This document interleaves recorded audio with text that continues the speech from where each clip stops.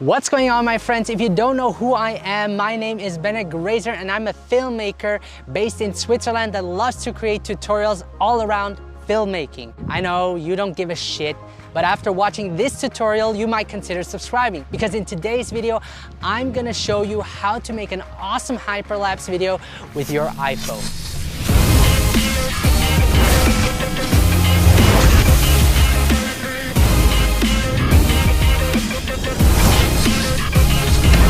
Oh, look at this hair. So a hyperlapse is basically a moving time-lapse which you can create by moving your camera a short distance between each shot. There are a couple of ways to make a hyperlapse video. The first method is to shoot in time-lapse mode. Now open up your camera and choose time-lapse at the bottom. If supported, use your wide-angle lens in your camera to get the best results. Make sure to enable grid lines so that you can set a focal point for your shot. I usually like to use buildings as my focal point. Once you have your object centered in the frame, now you're ready to hit the record button. Slowly move towards or away from your object at a constant speed. Make sure to keep your hands as steady as possible while also having the object centered. Once you're done, you can stop recording. Your iPhone will take a minute to stabilize the footage, and once it's done, you can preview your clip. Now it can be challenging to get a smooth hyperlapse.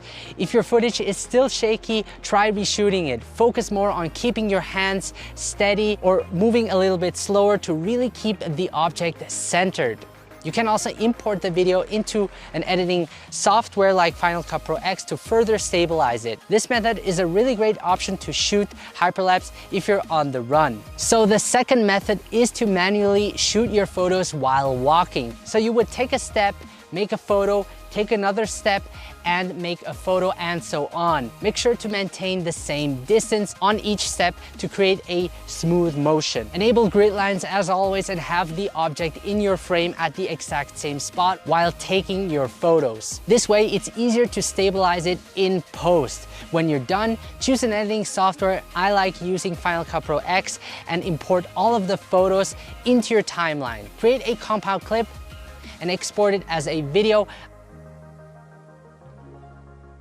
I then re-import it and add image stabilization, color grade it, and export it again as a smooth hyperlapse video. The great thing about doing it this way is that you have a better resolution if you're shooting in RAW and not in a compressed JPEG file. This is sort of the traditional way of doing hyperlapse. The downside to it is obviously that it takes a lot of time. You have to walk the track, take a photo after each step, and edit the entire sequence into a video. Now the third method would be to use a gimbal like the DJI Osmo Mobile 3. It's so much easier to use a gimbal to create smooth looking footage, especially if you want to do a hyperlapse video. Now what really sells the effect is if you add motion blur in post to give the expression that it's a long exposure. I prefer adding motion blur because it makes it look more fluid and organic. I would definitely recommend shooting with a gimbal because it makes the process just so much easier. Now for our fourth method,